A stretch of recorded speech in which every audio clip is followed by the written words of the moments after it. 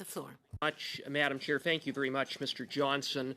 Mr. Johnson, through you, Madam Chair, when you were asked earlier to reconcile the briefing that Aaron O'Toole had from CSIS, in which he was informed that he and the Conservative Party were targeted by Beijing and, among other things, the Beijing regime and Beijing actors, including the United Front Work Department, amplified and spread disinformation, versus your conclusion that you could not trace that disinformation to a state-sponsored source. You said, quote, evidence that we had before us that permitted us to come to the conclusion you've suggested what was available to us at the time, end of quote. So are you saying that you didn't have all of the material evidence and intelligence when you drafted your report?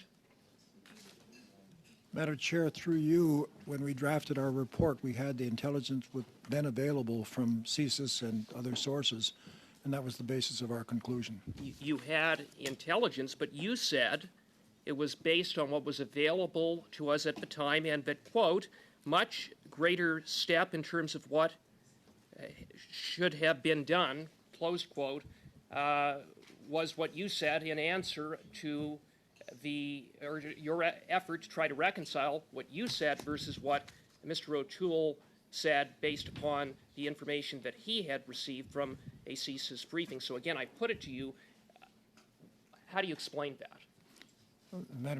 Madam Chair, we reported on what was available to us. What transpired in the discussion between the director of CSIS and Mr. O'Toole, I don't know, but the issue of who selected the CSIS information that you relied upon in your report? We had significant information, Madam Chair, from CSIS, and we had information, of course, from other agencies such as the National Security Advisor and so on, and direct testimony from heads of the different agencies. I would submit the only way to reconcile what Mr. O'Toole says versus what is in your report is one of three things. Either you omitted material information, you misinterpreted that information, or this government withheld that information from you. And I will put it to you more specifically that at page 25 of your report, you, in reference to the September 8th Global Times article that contained disinformation, the Global Times being a Beijing-controlled entity, at page 25 of your report, you state that with respect to that disinformation from the Global Times, that, quote, the recirculation could not be attributed to any state actor. How did you come to such a conclusion?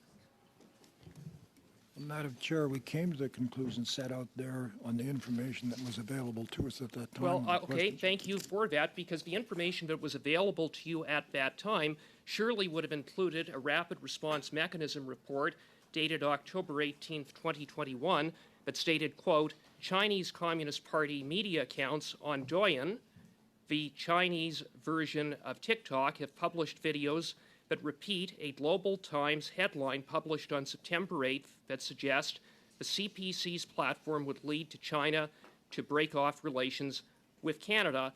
A Communist Party media account, including one Douyin account that had 26 million followers. You had that information. So in the face of that, why did you say that the Beijing regime that there was no evidence that the Beijing regime was involved in the recirculation of that disinformation? Madam Chair, through you, the answer to the question is our conclusion was that we could not find direct attribution to any state actor. There was no question that there were activities, but tracing it to the state actor directly was not a conclusion we could come to. Rapid response mechanism attributed to a state actor, a Communist Party media account. So what part of state actor doesn't equal a Communist Party media account? Madam Chair, if I understand the reference, I'm looking at our report would speak about WeChat of an article from the Hill Times. Is that the No, reference you're it's the Rapid Response Mechanism Report of October 18th, 2021, one of the very few documents that have been produced to this committee. Surely you had seen it. Madam Chair, with respect to that, the information that we had did not permit us to conclude that there was a state-sponsored force. There may be other information that would make that clear, but that was not clear to us at the time. Communist Party media accounts with one account having 26 million followers, but you made the unequivocal statement that there was nothing to indicate recirculation and amplification by the Beijing regime.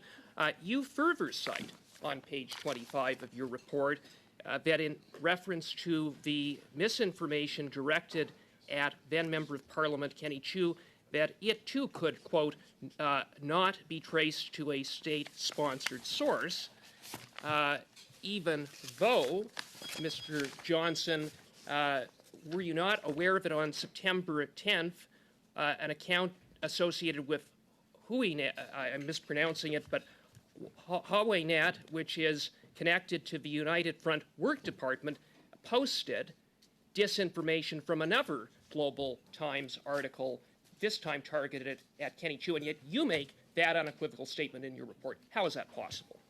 Madam Chair, through you, let me refer specifically to what we said on that matter on page 25. Chinese Canadian MPs, including Mr. Chiu, were and remain of particular interest to the PRC.